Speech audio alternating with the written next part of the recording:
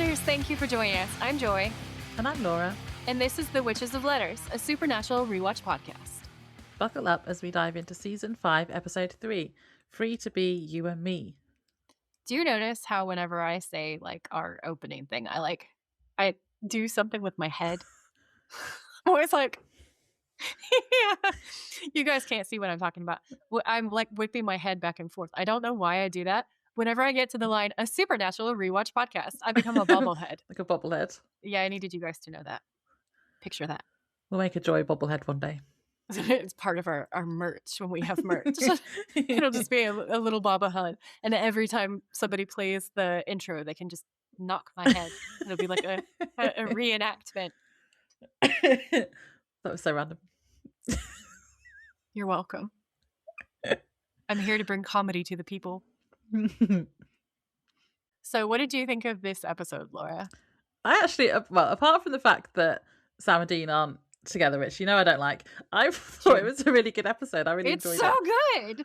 I enjoyed it mainly because of the Dean and Cas buddy cop relationship in this episode. It was so funny.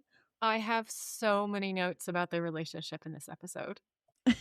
so many notes. Okay. And as a result of that, and the fact that Cas is so autistic coded, I want to talk about queerbaiting and autistic coded characters, but I'm going to do it in a very lighthearted way. Okay? A very lighthearted way. Because you know how I started off and I was like, there are no gay vibes. I would know. I'm bisexual. I'm dead. So I watched this episode and at some point in my notes, I screaming caps. But I'm like screaming, this is the most queerbaiting I've seen since Xena Warrior Princess was on TV. Because there's that part where he looks longingly into Dean's eyes. Dean's like, what do you want to do with your last night on Earth, basically? And Cas just looks at Dean. And I scream. I was like, I cannot even right now. So I thought it would be fun because there's a lot of conversations about Dean and Cas being queerbaiting. Uh-huh. So I thought I would read kind of a definition, give a little bit of a rundown from an overview, and just kind of chat a little bit about my thoughts and feelings. And then also Cas being autistic coded, because I'm not the only autistic person who thinks that Cas comes across as super autistic. And I have some fun banter about that. So both of these things can be serious topics, but today they're fun topics. Okay. Queerbaiting is a marketing or storytelling tactic where creators hint at, suggest, or tease same-sex romance or LGBTQ plus themes to attract queer audiences, but never fully commit to or depict actual queer relationships, often leaving the subtext unfulfilled, which can disappoint viewers and exploit queer desire for profit without genuine representation. It can appear in media, shows, films, games. They're ambiguous character dynamics in marketing like rainbow washing, but has also extended to celebrities teasing their identity without labels, leading to debate about genuine allyship versus manipulation. Yes. So, firstly, everyone has the right to express their identity at their own discretion. I understand the concerns, but I just want to put that out there. But yeah, I really understand the Destiel fans at this point. I feel like, as in the people who ship them together and think that it's so obvious that there's a vibe. That feeling, I can so get on board with, because I really thought, I know I've said this a couple of times, I really thought I was going to rewatch it and still not think that there was any queerness. I was like, no, but don't be silly. And now I'm watching it and I'm just like, this is so queerbaiting. This is, especially the dialogue in this episode, I was unhinged about it. Now, I personally, queerbaiting is a two-edged sword, right? Because we're not getting the relationships and the representation that we necessarily want to see. And that's because the world still isn't that cool with us. However, I feel like, honestly, this is my personal opinion, and I'm not going to speak for all queer people. Just like when I talk about the autistic stuff, I'm not going to speak for all autistic people, but hear me out. I kind of love it because when I think about queer relationships on TV and stuff that makes me super fucking happy, a lot of it is queer baiting storylines and story arcs. And the reason why is because I feel like people can become for anybody who's seen The Boys, what they did with Queen Maeve in that story arc, where for profit, they make it all about her queerness. I think a lot of queer representation on TV shows is for profit rather than real allyship or authentic representation of real queer relationships. So I think the queer baited ones sometimes are more wholesome because they don't have this weird conglomeration effect or like something that feels like a beard, you know? It can sometimes feel more wholesome and more real. And I think that's why I love the vibe between Dean and Cas so much. Because it feels really wholesome. Yeah, it and does. I'm happy about it, just like that. I'm fucking delighted by Xena. And the other thing that I think is different with this, and why I'm going to say that I think it's queer baiting, but I also think it's a positive, is because there's two ways to do it. And one way is exploitative and the other way is supportive. Now, in my mind, this falls into the same category as Xena, where it is supportive and it's allyship that's trying to push these narratives forward and make them more accessible and acceptable, right? Because with Xena, they were like, stop doing this or we're going to cancel you. And they basically flipped them the bird and just kept going. Like they threw in a few more relationships with dudes from time to time, but kept up the lesbian sort of like vibe very strongly, right? And for me and a lot of other queer kids, that show was a lifeline. And I can see how Supernatural could do the same thing through Dean and Cas. So I am wholeheartedly on board for it because I find it to be really wholesome and likable. And that I find the same thing, honestly, for like autistically coded characters, because sometimes when they're like, this is an autistic character, what they're giving us is a stereotype and not a person. And it's really often the representation of just a white dude with a lack of social skills, which isn't really an authentic representation of autism, or that it's a spectrum, or that there are people of color who are autistic. It's just, it can be frustrating. So, or that girls exist, right? But here's the thing, is when you have Castiel just being super autistic all the time, it's delightful. It's actually delightful. And the fact that they're not coming out, that they make allusions to him being autistic, but they never say, oh, this is an autistic character, means that it's open to our interpretation. So the autistic kids who love him and identify with him, like me, where I'm like watching these scenes and I'm just like, bro, that's so autistic and I feel you. Yeah. And I relate to you. It's a delightful experience, right? So when I did another overview for this, and this is what the search came back with, I was like, do a lot of autistics enjoy like Castiel being autistic coded? I was like, what's the general fan base opinion? What's the temperature of this room? And it comes back and it says, Castiel from Supernatural is widely considered autistic coded by fans. His character displays many traits associated with autism, such as literal interpretation, social awkwardness, monotone speech, difficulty with emotions or empathy, and a preference for routines, leading many autistic fans to strongly connect to him. I would like to say that the whole difficulty with emotions, usually, in my opinion, being autistic and talking to a lot of other autistics, is usually just misinterpretation by neurotypicals. So I just want to put that out there. But I'm not saying that it can't exist, but I'm saying that very often I think it's a communication difference. And we're super intense feeling people. Yeah. So I love the way that Cas like expresses it the same way that I think a lot of autistic people would authentically express it. It's a popular headcanon. And the perception is often supported by his angelic nature. So the unfamiliarity with humanity kind of translates well to the unfamiliarity with the way that a neurotypical society would expect us to react. They also talk about the show making a deliberate Rain Man reference in season 6. And they say that actor Misha Collins acknowledges the resonance with autistic fans. And I was like, oh, that's another reason to love Misha. And the other thing that I love is like Misha is the same way with the Destiel stuff. He's like, yes, if you love it, I love it. And he's so on board. And he Like, it makes doesn't it, matter really if you want to believe something, then that's fine. That's the way you see the yeah. characters. Yeah. Yeah. The thing that I love so much about Misha is um, there are these groups, right? The autistic kids, the queer kids that are arguably marginalized groups. And Misha is just like, I think you guys are amazing. And yes, absolutely. Tell me more about this. That has, to me, always seemed to be the vibe. And so I Yeah. appreciate that so much. And I feel like other actors could take notes about that and try to be a little bit more like that. Yeah. And even if it isn't intentional representation, it still counts. Representation. Yeah, it's Yeah. still important to people, right? So I was going to ask you if, because when you said about the autistic coded stuff with Cass, is it offensive though that it's because he's not a human, or is that just to people? me But it seems, personally, no, yeah. because his inhumanness is he's a heroic character Hmm. and he is an angel, right? Like Yeah. they're represented, they can be dicks with wings, as we've been taught, but they're represented as theoretically perfect beings and close to God and like good stuff. So they're not Yeah. being represented as a negative other.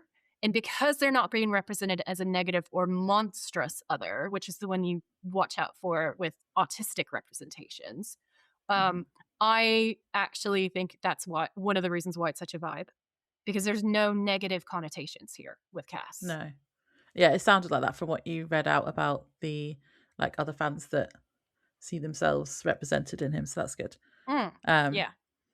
yeah, and with the Destial stuff, I'm totally on board with it. I still don't know where I sit with what I actually believe, but I'm definitely like, if people want to think that, that is definitely something there, especially Yeah. with Cass. I don't know about Dean. I'm not convinced with Dean yet, because he's like just comes across as super straight, Yeah. but I think it would be a cool She's on storyline. board. Yeah, and I definitely think Cass like loves him. Oh, Cass fully loves him. Like, I'm so sold on this episode, even with Misha never saying anything and never Yeah, publicly playing into this or acknowledging it. I would be like, Cass is in love with Dean. If I was just it's so watching cute this how he by looks at him myself sometimes. at this Yeah, point in season 5, I'm like, Cass is in love with Dean. The end. yeah, it's really cute. I like Cass. Yeah. He's becoming one of my favorite characters, and he's been like hot recently too. Um, Right? my favorite bit about their relationship in this episode and like them pairing up was the fact that Dean keeps trying to make pop culture references. I know. And and, Cass is just like, what? and Cass is And I'm like, like, he's don't so get it. autistic and I love him so much. He's such a precious baby angel. They're my favorite things. Yeah. Those are definitely some of my most favorite things too. Yeah, he has no idea. He has no idea, and it's so cute. Do you know what my worst thing about this episode was? I really liked this episode, but do you know what the worst thing is? What? Sam and Dean are in no scenes together at all in this episode. I thought that would be what you were gonna say. Yeah. Like, they're not together at all. No, they're not. So we'll see how long they are apart for. But what don't I did like think it. was like a balm to your soul when I was watching this episode today was that they're doing things in unison. Like every single shot, there's Yeah. like a piece to camera where it's like Oh, that Sam's doing montage at something the and then it beginning is cuts. Yeah. And then it cuts and Dean's amazing. doing the same thing in unison or Yeah. something really similar. So we're showing, like, we're being shown how they're still really unified, even though they're Yeah. separated at the moment. That Yeah. scene was epic. That scene was so good.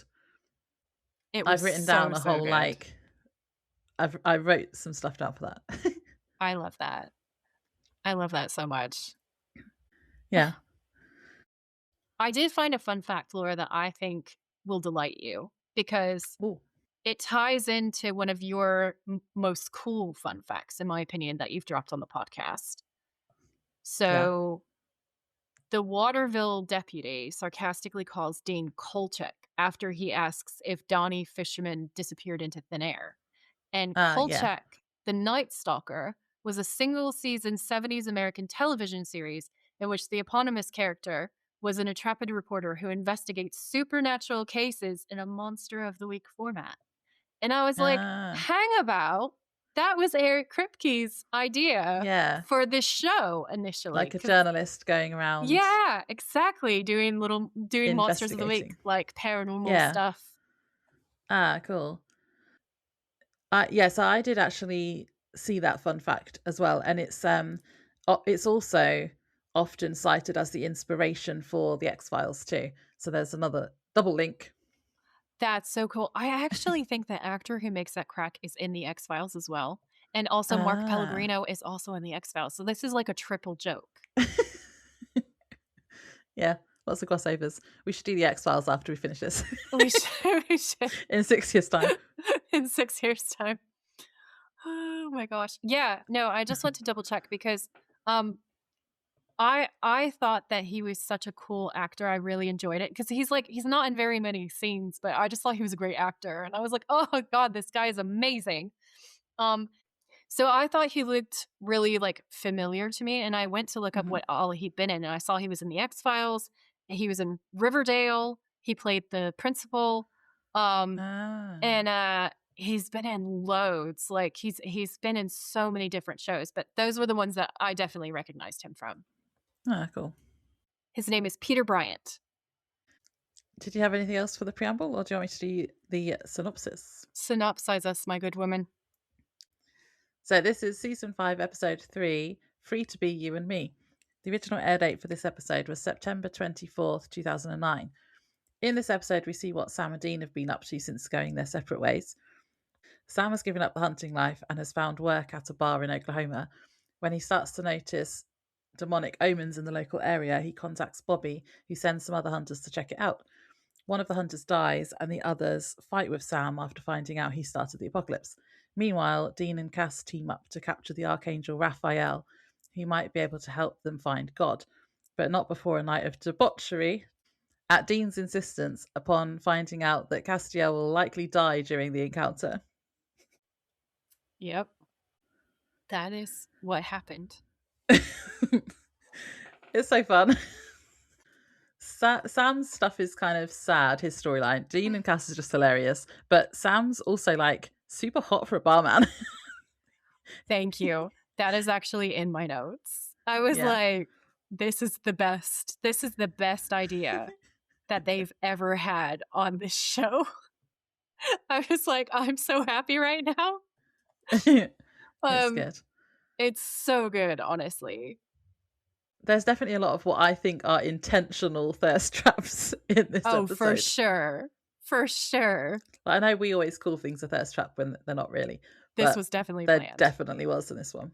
I mean, I think ours definitely are thirst traps. It's just they weren't necessarily planned at the time. It's just that Jensen Ackles and Jared Padalecki and sometimes Misha Collins are very gifted facially and etc. Yeah. So, okay, so the opening scene, we see Sam asleep in a motel room. He wakes with a start, sighs, and then turns over, and we see Jessica lying next to him, and Sam is really shocked, obviously. She says, "Hey, baby," and I just wrote, "Oh, I'm actually kind of sad that we didn't get to see more of Jess than the first episode. I think they're so cute as a couple." Yeah, I wrote, "Red blanket, it's a clue, something evil is afoot." And then I was like, oh, for fuck's sake, Lucifer and the Dead Wives. Yeah. In my initial notes as well, I wrote, "Ooh, dead loved ones talking to people. That's what Lucifer did to his host body." Foreshadowing, because I was onto something. And I didn't realise it at the time. Yeah. It's never good when somebody dead turns up in Supernatural, unless they're like, definitely. They've all been dead. Dean's been dead. Sam's let been me dead. finish my sentence. Unless they're definitely main cast, and it's like a resurrection. I said cast instead of cast then. Yeah. If they're main cast and it's obviously a resurrection, then you're okay. If it's anyone else from their past, bad things are going down. Yeah. So Jess says, "Hey, baby." And Sam is just like, "What the fuck?" And she says, "I missed you." And Sam is still shooketh and says nothing. And then he says, "Jessica, I'm dreaming." And she says, "Or you're not. What's the difference? I'm here." And Sam says, "I miss you so much." And Jess says, "I know." And she reaches out to take his hand. And Jess says, "I miss you too. What are you doing, Sam?" And Sam says, what do you mean? And Jess says, running away. Haven't we been down this road before? And Sam says, no, it's different now. And Jess says, really? And Sam says, last time I wanted to be normal. This time I know I'm a freak. And he says it in a really heartbreaking way. Yeah. And Jess says, which is a big ball of semantics. You know that? And Sam says, no. And Jess says, even at Stanford, you knew. You knew there was something dark inside of you, deep down maybe, but you knew. Maybe that's what got me killed. And that, like, a little bit before this, I was like, this is obviously Lucifer. At that point, I was like, definitely Lucifer. Suspicious. Basically blaming him for her death. She wouldn't have done that. No. And Sam says no. And Jess says, I was dead from the moment we said hello. And Sam says, no. And Jess says, don't you get it? You can't run from yourself. Why are you running now? And Sam says, why are you here, Jess? And Jess says, would you believe I'm actually trying to protect you? And Sam says, from what? And Jess says, you. Sooner or later, the past is going to catch up to you like it always does. You know what happens then? And Sam looks down and she says, people die. Baby, the people closest to you die. Aww. And Sam says, don't worry because I won't make that mistake again. And she says, same song, different verse. Things are never going to change with you, ever. And then he looks up and she's gone. Yeah. Lucifer is a douche. Yeah, basically. So yeah, because he's a sexy douche at this point, but he's a douche for sure. Yeah, making Sam feel bad about himself. But also Sam is topless and that's hot. Yeah. I looked back at my notes and I was like, I think I've only written down one thirst trap as an actual where I put the words thirst trap, which is a lie. But yeah, there's so many thirst traps in this episode. Yeah. So I didn't really, the first time I watched this, I didn't really get that it was Lucifer, but I'd obviously made that connection subconsciously because I was like, oh, this is what Lucifer did. Yeah. And then now when I watched it the second time, I was like, well, yeah, this is very suspicious what she's saying. Yeah. Super sus. So yes, then we get the titles. And also then Simple Man. Yeah. Which is one of my favorite songs ever. And yeah, it's so good. It works so well. And then the entire time I was writing my notes, my brain was like, baby, be a simple kind of man. Like just the whole time. It's still in my head now. That's going to be in my head for weeks. And I'm not mad. It's so good. No, it is good. I'd written that in my notes as well. And it's just this whole montage is just amazing. I loved it. So I'd written, then we get a great montage scene which flips between Sam and Dean as Simple Man by Lynyrd Skynyrd is playing. Such a good song. Yeah. It's really, really cool the way that they're in perfect unison with each other, with all the different things that they're doing. One of my favorite parts of this montage is when Sam is all sexy bartender cutting up the lemon and Dean is like killing the vampire at the same time. And like the knife stuff is so perfectly blended together. It is sick. I love it so much. My notes just say at the beginning before we get there, actually. Dean with this giant knife is such a thirst trap because he gets out of the car and has this huge knife that's almost a short sword and then just makes it disappear into his outfit. And I was like, he must have a holster or this is Hollywood trickery. Yeah, I was going to cut his leg. Yeah, I've got that in my notes. So I summarized the scene by, because I was trying to get all the bits. So it says, so it's 1 week earlier in Garber, Oklahoma. We see Sam being dropped off outside the motel. He must have been hitchhiking since leaving Dean because it's like just out of a random car. Yeah. He gets his bag out of the boot of the car and it transitions to Dean getting what looked like a huge sword, but it was probably just a big knife out of the back of his car and stashing it in his trousers and walking into a hospital in Greeley, Pennsylvania. Yeah. He's in a suit. Yeah. Sam at the motel burns all of his fake IDs and credit cards and other hunting stuff in the sink. Dean asks a doctor in the hospital about the exsanguinated patients. He's pretending to be a detective. My initial notes were, ooh, vampires, ? Yeah. Sam walks into a bar, it's the start of a bad joke, with a busboy wanted sign up. Then we see him carrying a crate, clearly having gotten the job. Dean slams a man onto the front of his car who vamps out. Dean says, "Eat it, Twilight," which is hilarious. And that's one of my favorite lines, easily. As it cuts back to Sam cutting lemons. So that's what you're saying. So he stabs him, and then at the same time, the knife with Sam. He's cutting lemons. Exactly. My actual notes are hilarious because my actual notes say eat a Twilight with like 4 laughing emojis. And then both bartender Sam and Hunter Dean are hot. The lemon/vamp slicing is great. And then I was like, they're doing everything in unison. I love it when they do. There's just like that whole Brad Cruiser thing. And I just love it so much. It makes me so happy.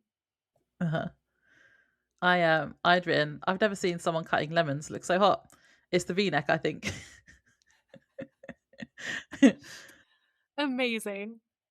So Dean is stabbing the vampire and he has blood splashes all over his face, like he did in the first episode we saw Gordon, by the way. Yeah. Sam continues to cut lemons. He wipes lemon juice off his face as Dean wipes the blood off his. We then see Sam working in the bar and the other bartender, Lindsey, is watching him, totally thirsting after him as she puts drinks on a tray. Same girl, same. I was going to say, Lindsey as a character is like me as a character. It's like if you wrote me into a supernatural episode, that is my personality. Sam cleans the bar with soapy water and we cut to Dean washing the blood off Baby. Then we cut to a little later and Dean is now driving and listening to Simple Man. And I love that because I said before, didn't I, that I love it when the background music becomes a song the characters are actually listening to. Oh, God. And also the lyrics are so perfect because he's putting stuff away and it's don't live too fast. Troubles will come and they will pass. At the same time that Sam is clearly trying to get past his troubles by avoiding things. It's just, oh, that's so perfectly done. It makes me so happy. It's so satisfying. Yeah. So Dean's driving, listening to the song, and he's looking very broody as he drives. The camera pans around so we notice the empty passenger seat and Dean glances over at it and then back at the road and drives into the night. And my initial notes were the empty passenger seat and loads of crying emoji faces. Oh. And then it gets immediately hilarious. Yeah. So and to Cas. Yeah. We cut in to Dean's motel room and it's nighttime. And he is trying to clean the vampire blood out of his jacket, basically. So he's leaning over the sink, all sexy. Lots of biceps are happening. And Cas appears behind him. And Dean's kind of bent over and Cas appears behind him. Because it's a little suggestive. It's a little suggestive the way that it's framed. We're going to start off by saying that, okay? And Dean goes, God! And then he thumps the sink and he says, don't do that. And Cas says, hello, Dean. And Dean turns around and Cas is like inches from him. And Dean says, Cas, we've talked about this. Personal space. And Cas steps back, like literally a step back. And I was like, this is the point where I was like, he's so autistic. And Dean says, how'd you find me? I thought I was flying below angel radar. And I was like, hang the lantern, bitches. Hang it so high. That's how you should hang the lantern, people. And Dean rubs his ribs to like illustrate the point to like drive it home. And Castiel says, you are. Bobby told me where you are. And he looks around the motel room, which has no sign of Sam. And he says, where's Sam? And Dean says, me and Sam are taking separate vacations for a while. So, you find God yet? More importantly, can I have my damn necklace back, please? See, and he does love Sam. He does. It's so clear. I love it. It's fucking adorable. This whole scene's fucking adorable. And Cas says, no, I haven't found him. That's why I'm here. I need your help. And Dean says, with what? God hunt? Not interested. And Cas says, it's not God. It's someone else. And Dean says, who? And Castiel says, Archangel, the one who killed me. And Dean says, excuse me? And Castiel says his name is Raphael. And Dean says, you were wasted by a teenage mutant ninja angel. And I died laughing. I'm going to just, spoiler alert, that's my quote of the episode. That's absolutely understandable. It's amazing. It was so funny. I literally was laughing out loud. Yeah.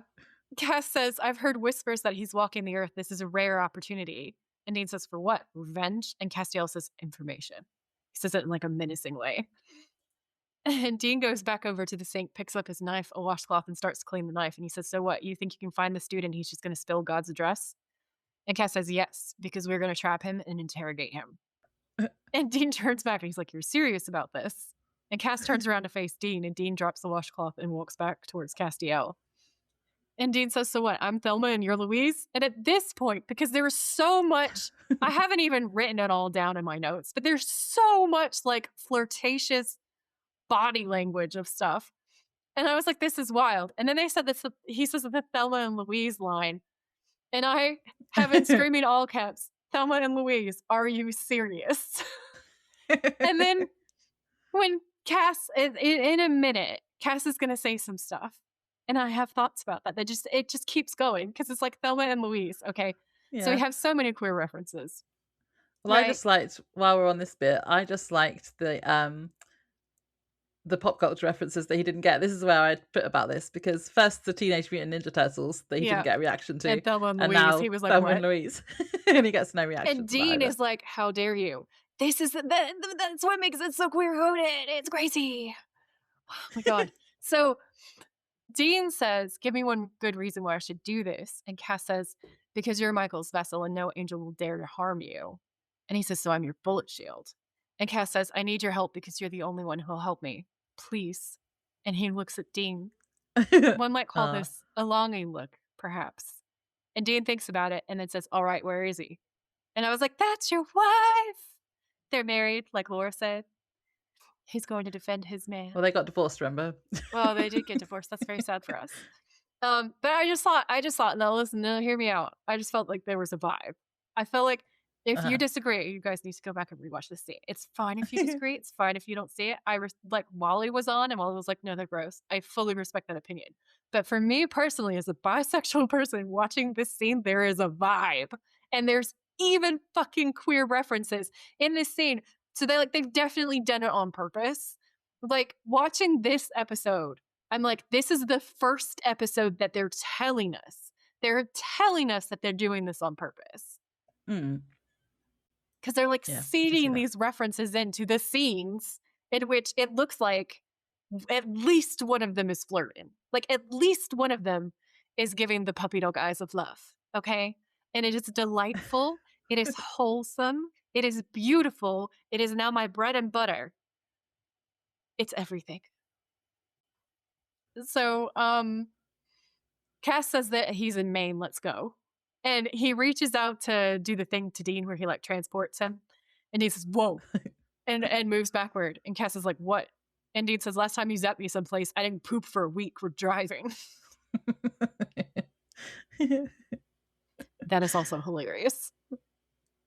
That was funny. Yeah. My note just says poop with like 3 laughing emojis. I just think that, this is just setting up this episode to be hilarious, like those two together. Yeah, it's amazing. So then we come back to the bar and Lindsey is playing darts and asks Sam, well, Keith, if he plays. And I'm sorry, but Sam does not look like a Keith. He doesn't, and she knows it. Keith. They're kind of flirting though, and it's cute. Yeah. She asks if he plays, and he says, that depends. What are we playing for? And I was like, this is fun. And she says, world peace. And he says, oh, is that all? And she says, can I ask you something? And Sam says, shoot. And he wipes his hand off on a cloth and kind of tosses it at the bar all casually and goes to walk over. And it's hot as hell, y'all. It's hot as hell. And Lindsey says, you finished that crossword puzzle in the kitchen? And he's like, I guess. Why? And she says, the New York Times Saturday crossword, which for non-Americans is a notoriously difficult crossword puzzle. Okay. And Sam looks down and he's like, was it? Like, no, it wasn't. And she says, you blew into town last week. You don't talk to anybody. You're obviously highly educated. You're like this. And then she's pausing, trying to describe what he's like. And he says, riddle wrapped inside an enigma, wrapped inside a taco. Which is just one of the best lines ever. And Lindsey nods, smiling, and says, here's what we'll play for. When I win, you buy me dinner and tell me your life story. And Sam says, sounds fair. And there's a news anchor on the TV in the background. And it's like this guy is basically talking about like all these crazy weather events. And so Sam throws all 3 darts directly into the center of the target. Like, woof, woof, woof. Perfect. And she goes, very mysterious. Yeah. And then she says, I like it. So Sam's attention, because of what's going on in the background, shifts to the TV. And we're seeing hailstorms, then wildfires, and then live report stuff that's saying fire consumes town, residents forced to evacuate. And the reporter says, the town of Tully tonight, John, locals say that what started as a torrential hailstorm late this afternoon suddenly turned to massive lightning strikes that triggered the fires now consuming more than 20 acres here along the Route 17 corridor. County officials are advising all Tully residents to prepare for what could be a mandatory evacuation. The bartender turns the TV off and he says, damn, is it me or does it seem like it's the end of the world? And Sam looks guilty. Yeah, he just kind of looks away. It's like, oopsie, that was me. So then we are with Dean and Cas, and they're in Waterville, Maine. Cas explains that they are there because a deputy sheriff recently saw the archangel, and Dean asks if he still has eyes. And yeah, the dialogue here is funny because Cas doesn't understand how to seem human, and Dean teaches him how to lie. Yeah. Oh, this is my favorite thing. Dean's talking to him about how to go in there and get this stuff, and Cass is being Cass, and very autistic coded. Cass is like, well, tell the officer that he witnessed an angel of the Lord, and the officer will tell us where the angel is. And Dean is like, seriously? You're gonna walk in there and tell him the truth? And Cass says, why not? And Dean says, because we're humans. And he pulls out the fake IDs, and he starts unnecessarily adjusting Cass's coat and tie. And I was like, bisexual, Dean, you might be there. You might not be a lie. You might be real. And Dean says, and when humans want something really, really bad, we lie. And Cass says, why? And Dean says, because that's how you become president. And I was like, that hits so hard in 2026. It's different. And we cut to the sheriff's department. And this is where we meet the actor that I was discussing before that I love very much. And he is Deputy Framingham. And Dean identifies himself as Alonzo Mosley, FBI, and this is my partner, Eddie Moscone. Cass does absolutely nothing. And Dean says, also FBI. And Cass still does nothing because he doesn't understand cues. And Dean stares at him, and then he finally pulls out his ID, which he shows everyone upside down. Dean turns it over for him while giving him this look, and then he's like, he's new. Mind if we ask you a few questions? You could see him trying so hard to keep the con together while Castiel is being ridiculous in front of him. And it's amazing. This is one of my favorite pieces of banter. And there's a reason why people are so obsessed with this particular scene. Like, it gets shared all the time in the fandom. Yeah. Framingham says, yeah, sure. Talk here, though. And he leads Dean and Cass into the office and says, hearing's all blown to hell in this one. So he's talking about like which ear to speak into. And Dean says, did that happen recently? And Framingham says, yeah, gas station while you're here, isn't it? And Dean totally lies. He's like, yes, it is. Oh, And yes, that's exactly why we're here. Yeah. And Dean's like, you mind just running us through what happened? Like, that's not a strange thing to ask if that's the reason why you're there. He does it full confidence. I totally know. I'm just checking, you know. Yeah. And so Framingham says a call came in, disturbance out at the pump and go on Route 4. And Dean's like, what kind of disturbance? And Framingham says, would not have believed my eyes if I hadn't seen it myself. We're talking a riot, full scale. And Dean says, how many? And Framingham says 30, 40 in all out kill-or-be-killed combat. And Dean's like, any idea what set them off? And Castiel says, it's angels and demons, probably. And at this point in my notes, I just wrote, Cass is so autistic. And Castiel says, they're skirmishing all over the globe. And Framingham says, come again. And he turns to Dean and he's like, what did he say? And Dean says, nothing. And then Castiel is like, demons. It's like, it's fucking echolalia, man. I am deceased at this point. And Dean says, demons, drink, adultery. We all have our demons, Walt. I was like, he covers so hard. Yeah. And Framingham says, I guess. Dean looks at Castiel like, shut the fuck up. And then says, anyway, what happened next? And so he goes on to describe the explosion. And he says, maybe it was one of the underground tanks, but I don't think so. And Dean's like, why? And he says, it wasn't your usual fireball. It was, and Castiel says, pure white. And he says, yeah, gas station was leveled. Everyone was like, it was horrible. And I see this one guy kneeling, real focused, like, not a damn scratch on him. And Dean says, you know him? And he says, yeah, Donnie Finneman, mechanic there. And Dean says, let me guess, he just vanished into thin air. And this is when Framingham says, no, Kolchak, he's down at St. Pete's. And so Cass turns to Dean and says, Saint repeats with like emphasis for no reason whatsoever. And Dean says, thank you. And I'm sure cannot get them out of there fast enough. He's just going to blow a cover. So yeah, so they've worked out that Raphael is obviously using this guy as the vessel. And then they go to St. Peter's Hospital. So Cas and Dean stare at Donnie through the window. Cas says that he's just an empty vessel, and Dean asks if this is what he'll be like if Michael uses him as a vessel. And Cas says, no, Michael is more powerful, so it'll be much worse for him. Thanks, Cas. Yeah, he's like, it'll be way worse for you. Yeah, it's going to be so bad for you, Dean. So bad. And then we go back to Sam, and he's reading the Book of Revelation in Latin, I might add. He calls Bobby. Bobby says, Sam.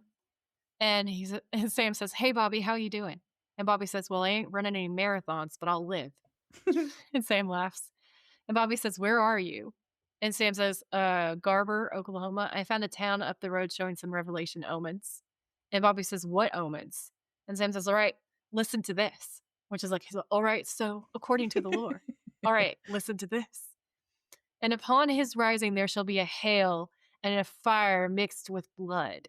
And Bobby's like, well, ain't that delightful? And Sam's like, yeah, but we already got hailstorms and fire, so I'm guessing blood can't be too far behind. And Bobby's like, okay. And Sam's like, what? And Bobby says, there's a reason why you're calling. And Sam's like, Dean didn't tell you? And Bobby's like, he told me. And Sam says, yeah, so I thought you might want to find out who's in the area and put a man on this. And Bobby's like, okay, let me see if I can think of the best hunter who might be in the immediate vicinity. And he's like, oh, that'd be you. And Sam says, I can't, Bobby. I'm sitting this one out. And Bobby's like, Sam. And Sam's like, I gotta go. I'm so sorry. And Bobby says, hold on, Sam. And Sam hangs up on Bobby. Shock, gasp, horror. Yeah. And then Bobby throws the phone down, which is fair. That was annoying. Again, love Bobby's sarcasm.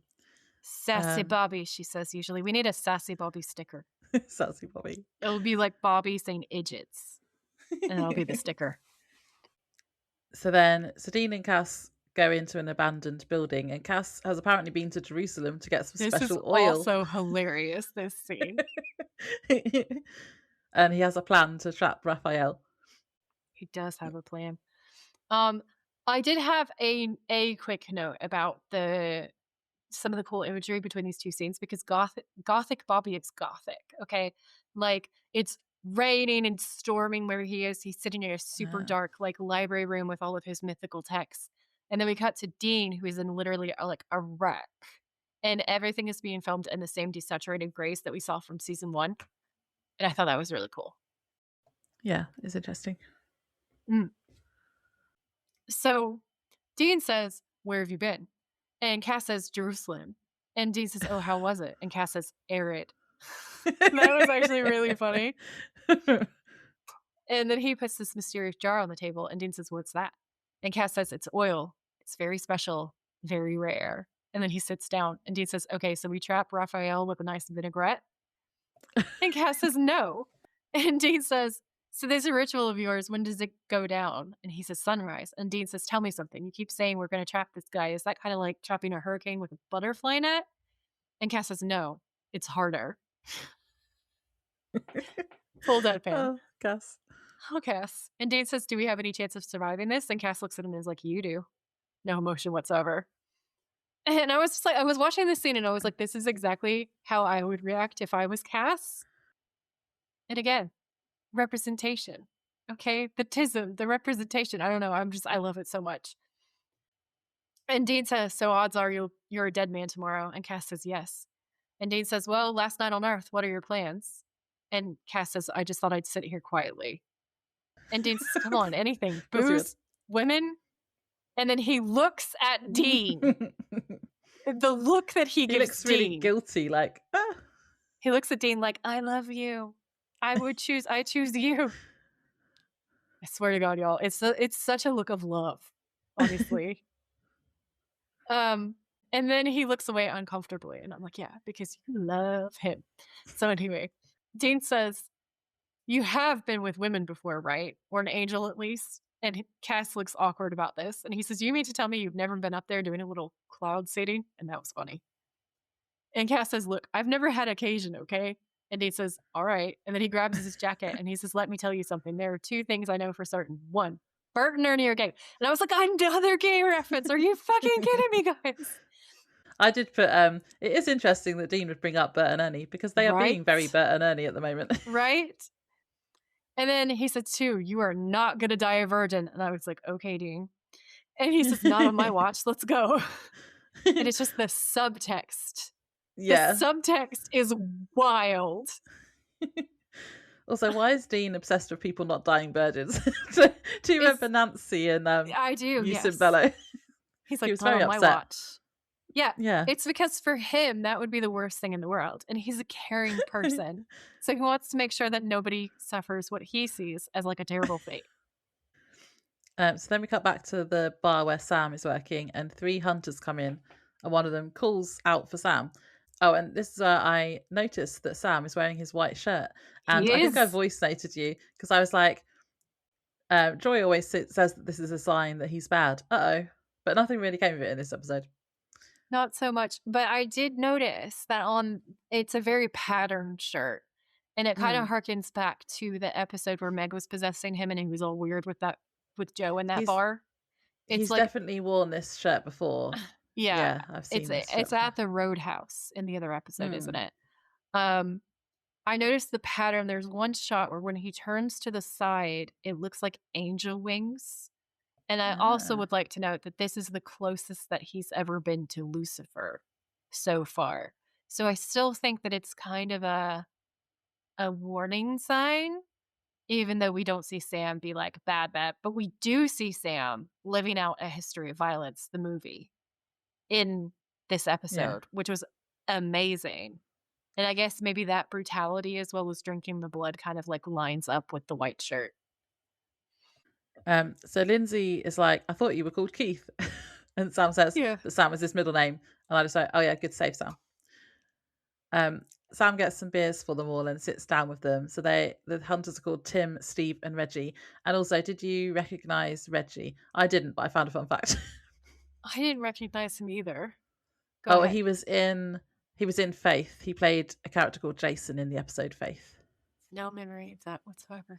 So he's like a reoccurring actor they've got in. So basically, Bobby has called those 3, the hunters, and they've checked the town out, and they say that there's definitely demon activity going on, and they say that they could use Sam's help. But Bobby told them he was off limits, and Sam says he can't help them. And then they point out that it's the apocalypse, and they don't see what could be stopping him from helping. And then they leave, and Sam wishes them luck. Uh-huh. So then Lindsey comes over and says that she is going to buy him dinner and that they're going to talk as she wants to find out about this tall, mysterious man. And I found a fun fact, which I thought was really interesting. Ooh. And it actually makes the later scene make sense. So apparently there was a deleted scene for this episode where Sam and Lindsey had sex. Oh, okay. We didn't get to see it, but that makes sense, like why he's so then. Well, I think he would have been protective of her anyway if that had happened and they hadn't had sex. But it makes more sense why they might use her to get to him later. It does. I had my own conspiracy theory about her, which I didn't come up with until a tiny bit later. No, actually, my conspiracy theory was that she's his version of a Cas. I was like, she has guardian angel vibes. Cool. I like that. That should have been what it was. Yeah. So her being Sam's Cas is my conspiracy theory. So we cut to the brothel and Dean is drinking and Cas looks terrified and uncomfortable. Petrified, yeah. And Dean says, hey, relax. And Cas says, this is a den of iniquity. I should not be here. I was like, den of iniquity. And Dean says, dude, you full on rebelled against heaven. Iniquity is one of the perks. And so a sex worker walks up and Dean says, showtime. And she says, hi, what's your name? And Cas tries not to look at her. And Dean says, Cas. And Cas jumps. And I was like, be more autistic, Cas. Or gay. Either.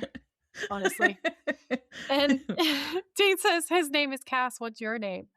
And she says, Chastity. And Dean says, Chastity? And Cas is drinking his beer, and Dean says, "Wow, is that kismet or what, buddy? Well, he likes you, you like him, so And then I don't know what he says. Dayanu? Dianu. I don't know what that Dianu. means. So I found this. It says, it is a Hebrew word, and it is the name of a very famous Passover song of giving thanks. And in this context, it roughly means be grateful to God for these gifts. That's amazing. That was on IMDb, so I haven't fact checked that, but it's Dianu, I think. Dianu. Dayanu. Okay, cool. Also, Chastity was also in another episode, and she played Lust in Magnificent Seven. Oh my god, that's so appropriate. Yeah. That's my favorite thing ever. So she says, "Come on, baby." And Dean catches Castiel on the way past and says, "Hey, listen, take this." And he holds out this wad of cash and he says, "If she asks for a credit card, no. Now just stick to the basics, okay? Do not order off the menu. Go get her, Tiger." And Cass just stays like completely frozen. And he says, "Don't make me push you." Cass takes the money and follows Chastity. Another sex worker walks past and Dean follows her. She and Dean clink glasses at the bar. And Dean says, "Well, cheers to you." And he's like, in his happy place. Then almost immediately after this, because we're like, oh, Dean's going to get lucky as well, I guess. There's this like ear-splitting scream. And Dean's like, oh no. This is clearly like his monkey, his circus, right? He runs.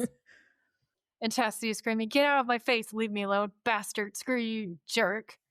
And then she throws something at Cass, who looks kind of disheveled. And she screams, "I'll kill you." And then she storms past Dean. And Dean says, "Screw you too. God. Oh, jerk." And so he says, "What the hell did you do?" And Cass says, "I don't know. I just looked her in the eyes and told her it wasn't her fault that her father Gene ran off. It was because he hated his job at the post office." Oh, Cass. Oh, Cass. And Dean says, "Oh no, man." And Cass says, Dean, "What?" Dean does the biggest eye roll I've ever seen, ever. Here as well. And he says, "This whole industry runs on absent fathers. It's the natural order." At which point I died laughing. And two bouncers enter the room looking really fucking pissed off. And he says, we should go. Come on. So they kind of run out, and Dean is laughing so hard. He's like in half. He can't stand up straight. And Cass says, "What's so funny?" And Dean says, "Oh, nothing." Whew. It's been a long time since I've laughed that hard. It's been more than a long time, years. And then you see him kind of process that, right? And you see him thinking a deep thought. Yeah. So then we cut to Lindsey and Sam, who are at dinner. And so she's been trying to work out what's up with Sam. And her theory is that he must be in witness protection or an addict of some description. And then she pulls out a chip saying that she's 3 years sober. And Sam points out that she works in a bar. And she's like, well, so do you. And she also says during this conversation that no one has ever done anything so bad that they can't be forgiven or change. See, very angelic vibes, I'm telling you. Yeah. Hashtag angel conspiracy. Yeah, that is a nice thing to say to him. I'm not 100% sure I agree with that statement, but it's fine. Well, if we take it too literally, then it doesn't work. But if we take it as meant only for Sam, it works so well. Yeah. And it's really I think cute. it's a nice thing to say to Sam because we know how much he's been like beating himself up. Yeah, it's definitely the right wording to use with Sam. Yeah. Which now you've pointed out is exactly what a guardian angel would do. Exactly. See? Guardian angel theory. If you agree with my conspiracy theory, drop me a little angel emoji in the comments. Oh, I wonder if she had green eyes. I didn't note it down. If you noticed if she has green eyes, drop a green heart if she does. Someone go back and look at it right now and tell me. So we then cut to St. Peter's Hospital again, and Dean and Cas are in Donnie's room and they're trying to do the ritual. So Cas pours the special oil in a circle around Donnie, who's in a wheelchair. He explains that when the oil burns, no angel can touch or pass through the flames. And Dean asks how they get Raphael there, though, as they pointed out earlier, that Donnie's an empty vessel, so it's not like he's there at the moment. Yeah. And Cas says it's like there's an open phone line between a vessel and his angel. You just need to know how to dial. And then he starts chanting in Donnie's ear and then lights the oil. And then we cut to them driving back to the abandoned house, and Dean says, well, that's a day I'll never get back. So obviously nothing happened, it didn't work. So Dean and Cas then go into the house, but as they step inside, Cas warns Dean, and then there's another angel there who's got like these cool electric wings. This actor is so and it's cool. good. Can I just say, he has such a resonance in his voice. Like, it's amazing. Yeah. His performance is 10 out of 10. Chef's kiss. Yeah, this effect I thought was cool though, and because it's that like effect is so it's cool. like lightning. Yeah, and he says like because he controls the weather in a bit. But it's as like well, lightning in the shape of wings. Yeah, Sick. It's cool. Yeah. And then my notes just say Dean is sassy towards him, and they trap him.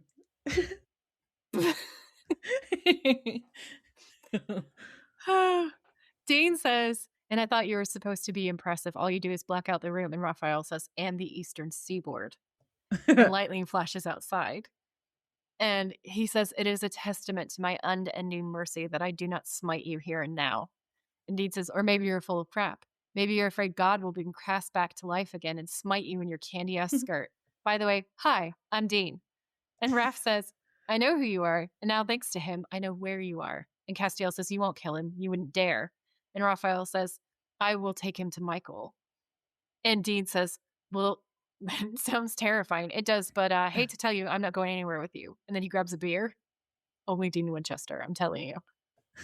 And it's like when he was in the angel green room, isn't it? Yeah, like just yeah. He's like, fuck you. He says, surely you remember Zachariah giving you stomach cancer. And Dean says, yeah, that was hilarious. And Raphael says, well, he doesn't have anything close to my imagination. And Dean says, yeah, I bet you didn't imagine one thing. And Raph says, what? And Dean says, we knew you were coming, you stupid son of a bitch. And then he does a lighter trick, which is really cool. He drops the lighter on the holy oil, and the holy oil obviously bursts into flame in the circle around him. Now, when I was watching this, I was a little bit like, angels travel faster than the speed of light. I feel like he could probably leave the circle of holy oil before I did the think flames that as well. Because it took a while, didn't it? Yeah, it takes a minute because they wanted it to be dramatic, which I feel like was a mistake logistically. Yeah. Because we're Yeah, I did have that thought watching it as well, so I'm sure other people did. It was kind of cool, but we're going to let them have it. We're going to let them have it. I think they should have made it light quicker. But then I suppose that bit was probably a practical effect, but then later it's CGI, like when he's standing in it. Yeah, that's what I think is happening too. And it does look cool. I don't know if we're supposed to think that because it's blessed holy oil, that it's like a devil's trap already the moment it's a complete circle, and that lighting it on fire just makes it amp up in power. Yeah. So it's possible that he couldn't have left even though the fire circle wasn't complete because there's already a circle there. Yeah. So Cas says, where is he? And Raphael says, God, didn't you hear? He's dead, Castiel. Dead. Oh. And it's all dramatic and dark and scary, and I loved it. Yeah. So then we cut back to the bar where Sam is, and someone comes in, and Sam tells them this is when closed. It becomes a history of violence, one of the greatest movies of all time. You should watch it. Go watch it. Watch it now. And it turns out it's Tim, and he asks Sam if there's something he wants to tell him. And Sam says no. He asks if he's okay and asks where Reggie and Steve are. And Tim says that Steve is dead. And Sam apologizes. And Tim says, sorry, don't cut it, Sam, and asks for the truth. And Sam doesn't answer. Tim then explains that they went into town to find the demon, but were jumped by 10 more. Steve was killed, and the demons told them crazy things about Sam. And Sam says the demons lie. And Tim asks Sam for the truth again. And then Reggie comes in with Lindsey holding a knife to her neck. Dun, dun, rude. Dun. So this is like now with the context of knowing that they've like slept together by this point. Yeah. They must have like saw those vibes between them or whatever. But I still think it works without, because I don't think it would have changed Sam's. No, it wouldn't have changed his reaction at all. Which is probably why they were like, if they needed to cut something, it doesn't change how the episode would have gone. Yeah. So then we cut back to the house where Raphael is trapped and it's nighttime. And Raphael says, but there's no other explanation. He's gone for good. And Castiel says, you're lying. And Raphael says, am I? Do you remember the 20th century? You think the 21st is going to be any better? Do you think God would have let any of that happen if he were alive? And it's so good. It's so good. And when I went looking for location lore, there's nothing paranormal in these places. There's nothing angelic in any of these places, but there is civil rights history. And I felt like this Okay. line coming from a Black actor in particular under these circumstances, like the way he delivers the line, it made me think of civil rights. And firstly, his performance is stunning and gorgeous and nuanced and so full of heart that it really moved me. And so I decided to check, okay, well, is this relevant to civil rights? And I found things in every single one that linked it to civil rights. So that's my theory for the lore for this one. So I'm going to go ahead and give you guys a little bit of history, and I'll tell you my theory about how I think this goes together. So Garber, Oklahoma is only 3 miles from Tulsa, where the Tulsa massacre occurred. So to kind of briefly summarize it, the Tulsa Race Massacre was a 2-day-long white supremacist terrorist massacre that took place in the Greenwood district of Tulsa, Oklahoma, United States between May 31st and June 1st, 1921. Also, all of these things occur in the 20th century, like exactly what he was talking about. Mobs of white residents, some of whom had been appointed as deputies and armed by city government officials, attacked Black residents and destroyed homes and businesses. This event is considered to be one of the worst incidences of racial violence in American history. The attackers burned and destroyed more than 35 square blocks of the neighborhood. At the time, one of the wealthiest Black communities in the United States, colloquially, it was known as Black Wall Street. About 10,000 Black people were left homeless, and the cost of the property damage amounted to more than $1.5 million in real estate and $750,000 in personal property. So the equivalent would be $39.66 million in 2024. By the end of 1922, most of the residents' homes had been rebuilt, but the city and real estate companies refused to compensate them. Many survivors ended up leaving Tulsa. The massacre was largely omitted from local, state, and national histories for years. It wasn't until 1997 when a bipartisan group in the state legislature authorized the formation of the Oklahoma Commission to study this Tulsa race riot of 1921, which is wild. And I just feel like in the times that we're living in, where we're seeing America become more and more Orwellian and people are turning on each other, we need to know our history so that we don't repeat our history. Yeah. So there's definitely a pattern of especially Black areas that are originally affluent being specifically targeted by white nationalists, and also government policy, because racism is an institutionalized force, right? So when I looked up Greeley, Pennsylvania, I found references to a drowned town that was the site of a new dam, and this was put in by a group that has been linked to specifically drowned towns, which I'm going to tell you about now. And so my theory is that because it follows this pattern so well with these Easter eggs, as far as I'm concerned, I think that that is what we're supposed to be looking at here. So what my research says is while many towns were drowned by dams, specific documented cases where Black communities were explicitly targeted and forced out under the guise of dam projects are less common in general histories than examples in general displacement, but include areas around Lake Lanier, Oscarville, Georgia, Lake Martin, Cuyahoga, I can't say that, Cuyahoga, Alabama, and communities displaced by the Tennessee Valley Authority and Army Corps of Engineer projects, often with devastating economic impacts, though racial bias was a common underlying factor in land acquisition and relocation rather than like the guys for the dam building itself. Because what I asked Google was, how often this happens, and can you give me examples of prominent historic moments when building a dam was used as a guise to displace a Black community. Hmm. And so there's a whole history project attached to it um, that you can read in the link in my show notes. And then the final location that I have is Watersville, and that was actually the site of the first Ku Klux Klan meeting in the United States.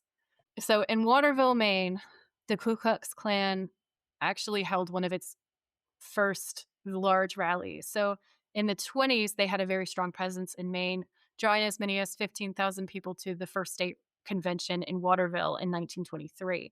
Klan targeted various groups, um, Black Americans, Jewish Americans, and Catholics, highlighting this period of explicit and organized bigotry. So that's all of the locations in this episode, All or at of the least locations nearby, in this episode will have that kind of all have that association. context. Exactly. Yeah, Yes. that's really interesting. It's either just like a coincidence, or like that could have actually been what A they were purposeful trying to go with move. here. Yeah. Yeah, because I found it enough that, like, you can always argue coincidence, but I found it enough that I tend to personally derive kind of like a meaning. I personally like to believe that the people writing the show um, want to make an impact, and this is like a quiet, Yeah. subtle way of making it a direct impact. Yeah, and So they've brought up lots of kind of references to this kind of thing before. So yeah, exactly. We know they care. Um, so I certainly like to believe that this was a civil liberties, civil justice thought yeah. process. Um, and so in my show notes, I have links to resources for organizations that you can donate to, or you can use them as educational resources.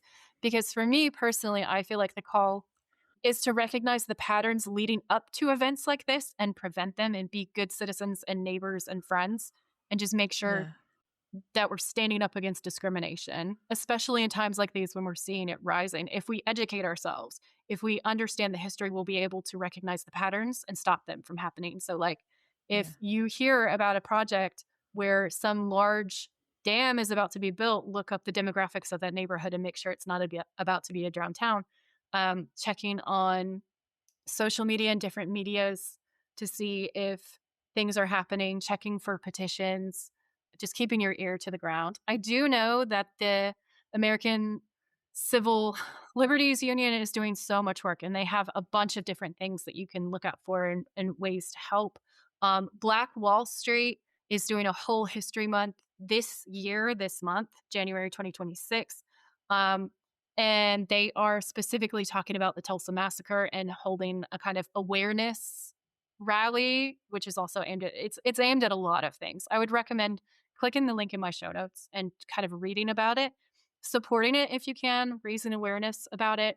Um, I also have some stuff about water rights and environmental racism. So a recent example of stuff like this would be Flint, Michigan, and the water pollution, where in Black, Brown, or Indigenous neighborhoods, we're not just looking for displacement. That's something that we're definitely looking for, but also looking for water rights, because water rights and environmental racism are so tied together.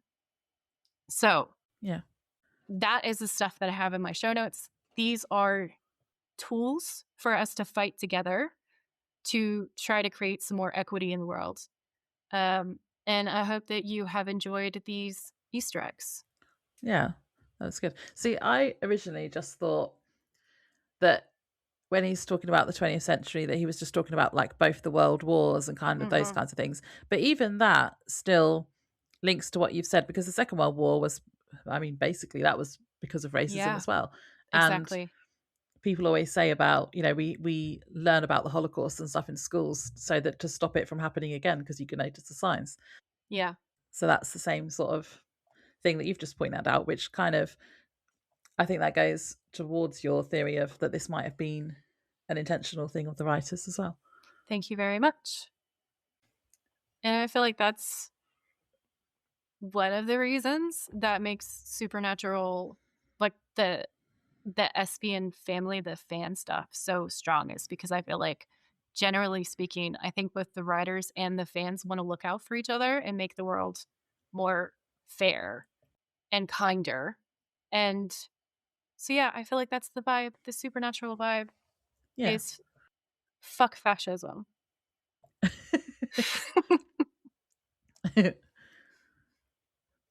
So back at the bar, Sam convinces the other hunter to put the knife down. He tells them what the demon said was true and that he started the apocalypse. And then we go back to the house where Cas and Dean and Raphael are, and they're all drenched now because basically he broke a window earlier, didn't he, with the Yeah. bringing the storm in, and they're all drenched, and it's like they're just standing outside in the storm.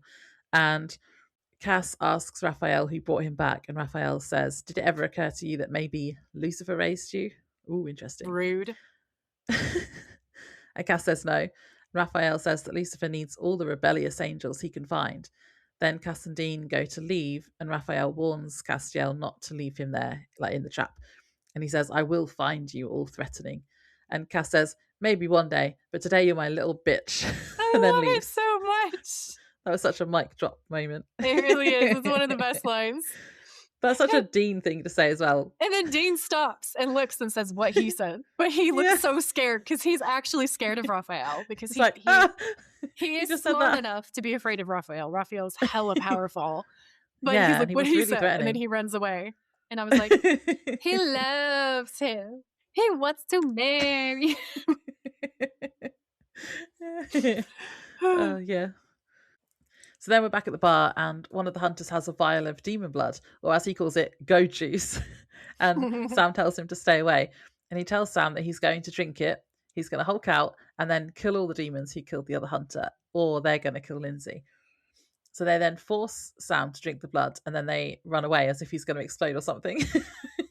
They like shove it down his mouth and then run back.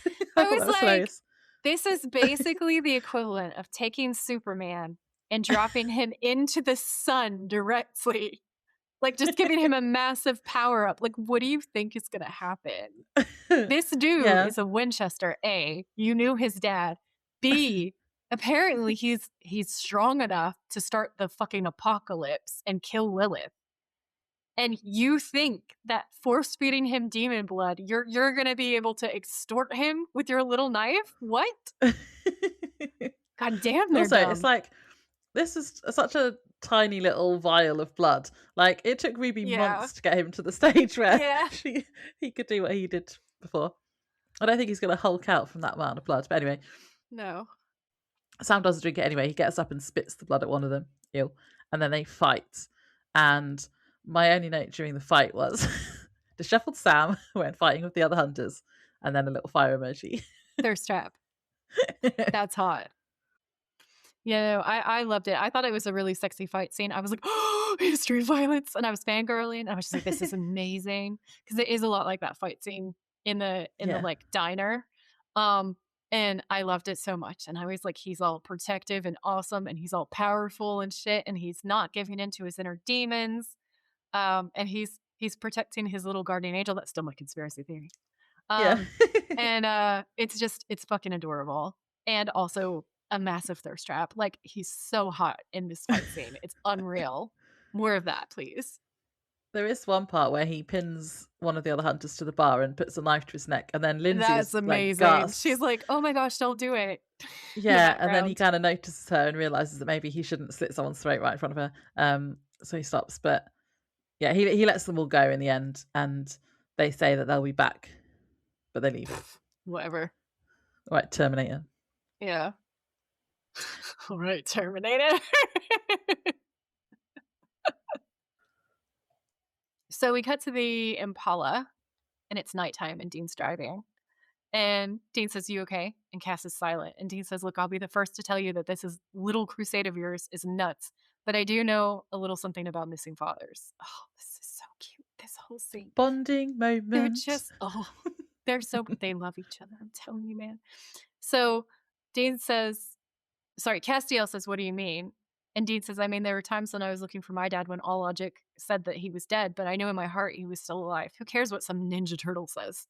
Cas, what do you believe? And also the Ninja Turtle. I'm dying every time he says it. Cas says, I believe he's out there.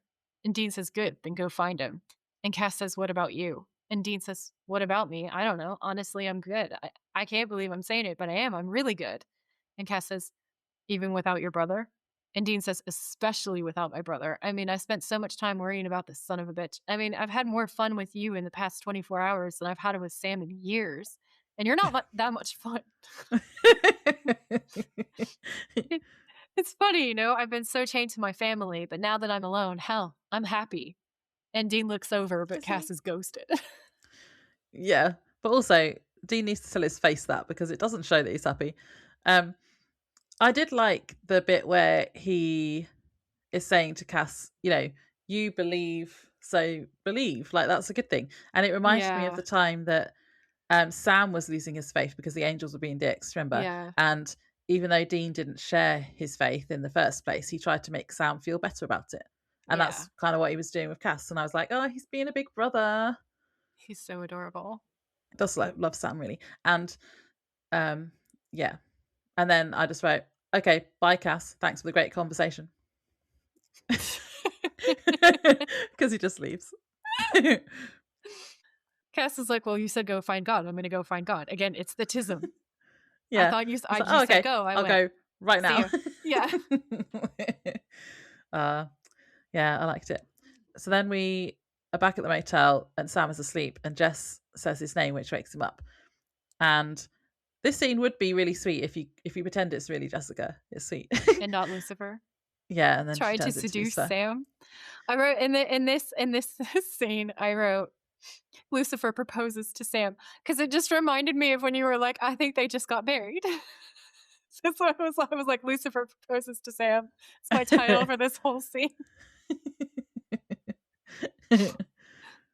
I just had this whole scene is just a massive thirst trap and I can't put it into words. So I'll let Joy do that.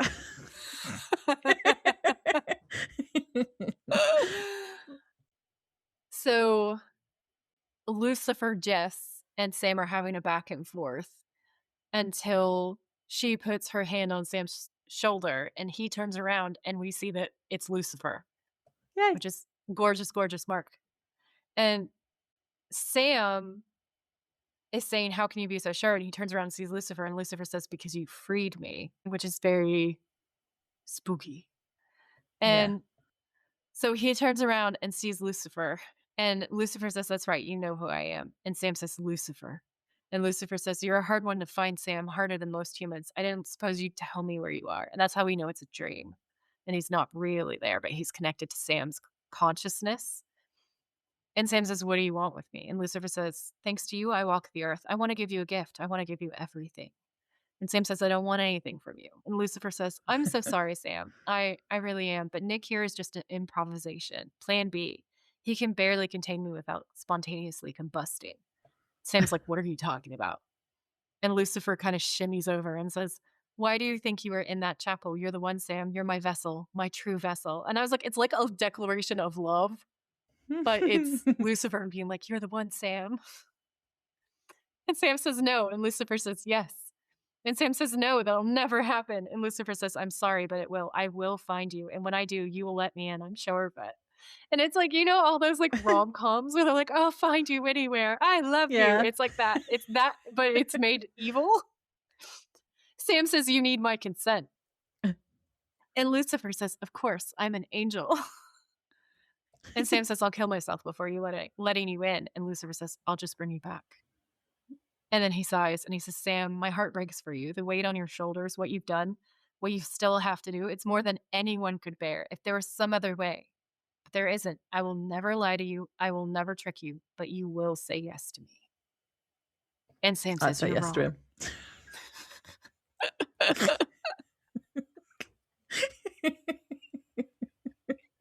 That is what she said. Oh my God. Sam says you're wrong, and Lucifer says, I'm not. I think I know you better than you know yourself. And Sam says, why me? And Lucifer says, because it had to be you, Sam. It always had to be you. I'm telling you. It's like a rom-com. It's like a rom-com. It had to be you, Sam. It always had to be you. And so he looks up and then Lucifer's gone. Uh-oh. Dun, dun, dun. Yeah, so this is actually really interesting. My initial notes say, "Oh, Sam's the vessel." This just got even more interesting. So Dean is the vessel for an archangel, and Sam is the vessel for the devil. Cool, cool, cool, cool, cool. Brother versus brother in a death match. Who will win? Uh-oh. Yeah. My notes on the hotel room are more cage decor because there's all these iron filigrees and you have all this dark Yeah. red and it's very like dark and broody and gothic. And I was like, I love this hotel. It's gothy as hell, pun intended. And that was my last note for the episode. But Yeah. I like love the banter in this episode so much. I Yeah, me too. love the jokes. Like there's so many memes and stuff that come out of this episode, and it's because it is iconic. It's an iconic episode. This is gonna be one of my favorite episodes from this season. Yeah. It's like infinitely quotable, and there's brilliant subtext. Like whatever way you look at it, whether you look at it from a fun Destiel lens, whether Cass is in your autistic headcanon, or whether you're like, oh, there's a bromance between Cass and Dean and it's developing and like the family relationship there is building. Like however you look at it personally, it really does start coming together in this episode.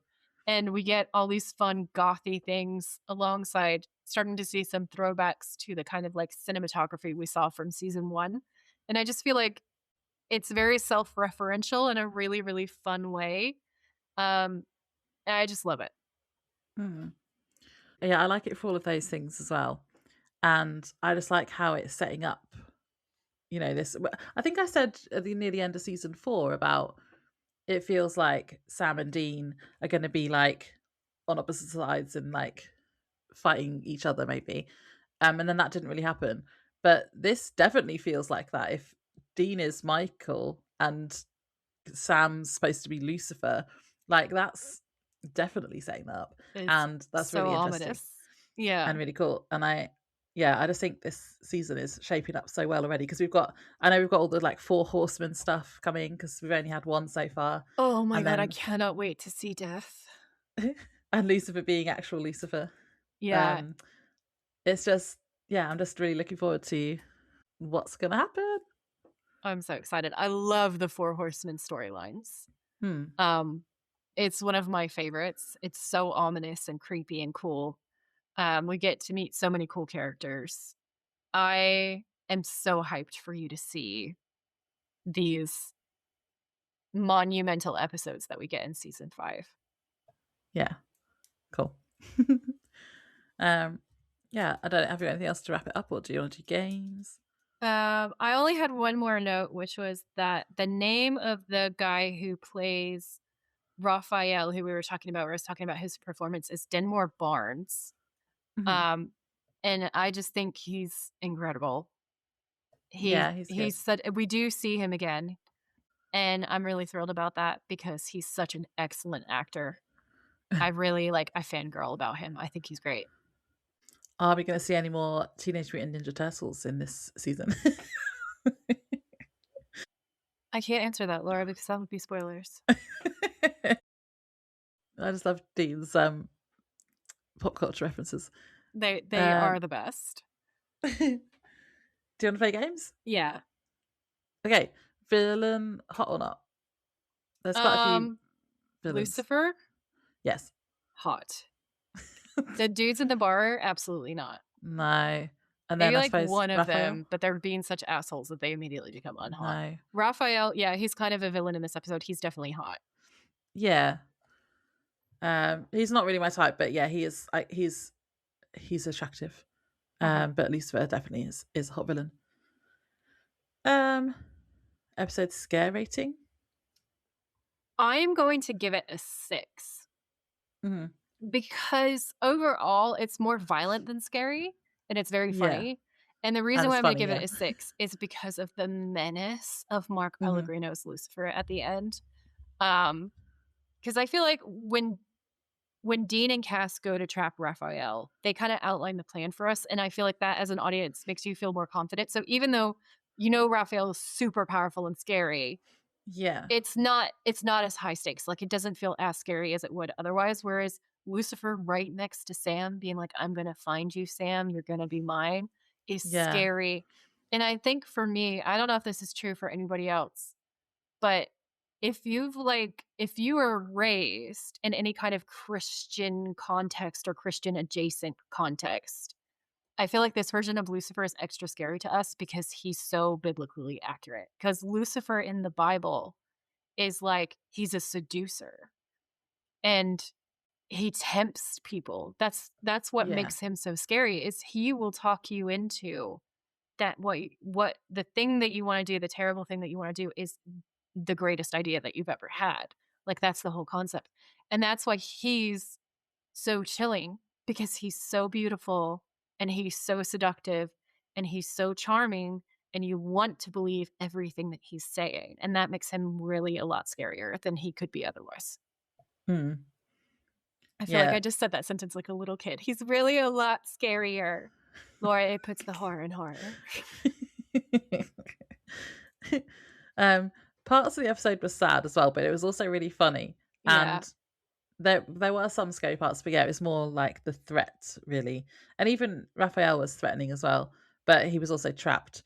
But I agree with everything you just said about Lucifer, and I'd given it a 5.5 or a 6, so we're about the same same. disease. Yeah. Yeah. Favorite quotes. I've only got 2 today, Oh my God. and they were easy So ones to choose. many that I love. Let me. Oh, Eat It, Twilight. Yeah, that was one of mine. Definitely one of my favorites. You were wasted by a Teenage Mutant Ninja Angel. Yeah, that was my other one. They were the best ones. Definitely one of my favorites. A riddle wrapped inside an enigma wrapped inside a taco. Taco. Yeah. Because that's how you become president. Is amazing. Him being like also FBI and then he's new made me laugh so hard because it's like Dean scrambling trying to make it look like Cas is normal. When he's like, how was it? And Cas just looks at him and says, arid, about going to like Jerusalem to get the oil. Cloud seeding, the cloud seeding line where he's like, you haven't done a little cloud seeding, was so funny because it's such a pun that I died laughing. I also really loved Bert and Ernie, you're gay. You're not gonna die a virgin on my watch. Yeah. And then when Cas is like, this is a den of iniquity. And then when Cas calls Raphael his little bitch. Oh yeah, that's a good quote. Yeah. I think those are mine. Those are my favorites. Yeah. Very good. If I had to choose one of mine, I think it was just you were wasted by a Teenage Mutant Ninja Angel, because it just came out of nowhere and it made me like laugh so hard. Yeah. It's so good. I think my actual favorite one is a riddle wrapped inside an enigma wrapped inside a taco. What were your best thirst traps? Okay, so Sam at the bar cutting the lemons, 10 out of 10. So hot. Dean getting out of the Impala with the giant knife, somehow hiding the huge knife in his wardrobe. So hot. Sam and Dean doing things in unison where it's like Sam is just doing random bartendery stuff. Why is he such a hot bartender? But he is. Like, he's the hottest bartender ever. It's unreal. I don't know what is so sexy about him doing those things. And whoever decided that was the thing that he was going to be doing, bless you. Because thank you for that footage. Dean fighting obviously is a thirst trap always. Cas being all like brotherly banter, but I'm gonna kick your ass to Raphael because Raphael is so dangerous. That's a thirst trap. I think those are my favorite thirst traps. Mm-hmm. Oh, and Sam obviously like fighting the dudes in the bar. That was hot. Yeah. I had some of these. So originally I just wrote, it's just the entire final scene with Sam and Lucifer. But then I was obviously a bit indecisive because then I wrote, or disheveled Sam when fighting with the other hunters in the bar, or Sam cutting lemons, or Dean driving at the end of the montage scene. Okay. I like it. Who's your MVP? Castiel, because of the holy oil. I put Cas and Dean as a team. Castine team. Yeah. But yeah, I suppose it is Cas, really. Cas just made Dean go along for the ride. Yeah, basically. Yeah. And then if we Cool. look at Sam's half of the episode as like a totally separate half of the episode, then I guess Sam is the MVP for his half of the episode because he saves the day and resists the temptation. I'm not going to count it because they should be together.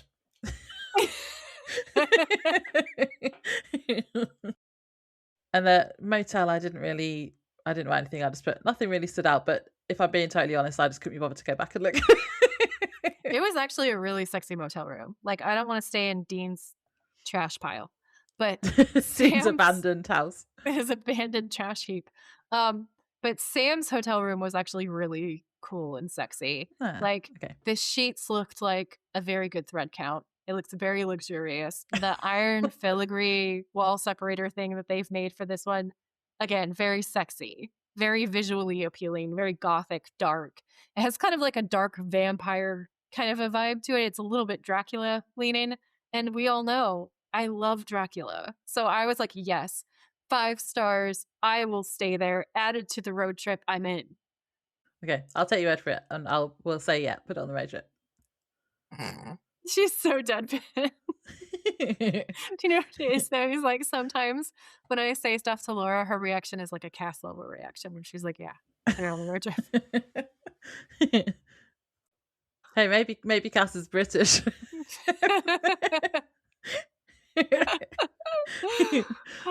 Maybe. Raphael is the funniest angel in the garrison. Is very British humor. But no, it was Zachariah. Oh yeah, Zachariah. No, was it Zachariah or was it? No, it was Uriel. Yeah, we got there eventually. There are too many EL angel names. I don't know what. Yeah, the angels. Yeah, confusing. Yeah. Do you have anything else to say? No, I'm just excited about the rest of the season. Yeah, me too. It's awesome. It's like one of the best seasons ever, if not the best season. I'm thrilled. I think the storyline is going to be good. It's setting up to be good. Make sure you guys in the Spotify comments tell us where you rate this episode because I'm always really curious. I feel like most of the time when Laura like, this is the best thing ever, you guys agree with us, but sometimes you surprise me and you're like, no, I didn't like this, and I also didn't like this. Yeah, I kind of like getting those essays, honestly. Like, I like it when you agree with us, but I also like it when you disagree with us. So never be afraid to let us know. Opinions. Yeah. That sounds like fun to me. All right. Cool. So on that happy note, we'll see you in the next episode. Yeah. Thanks for listening, everyone. Bye. Thank you. Bye. Thanks for tuning in. If you like this episode, please rate, review, and subscribe. We would be very grateful. And if you know someone who would enjoy it, please share. You can find us on Instagram at The Witches of Letters Podcast, or you can email us at thewitchesofletters@gmail.com. Until next time, stay safe out there, have each other's backs, and always keep fighting.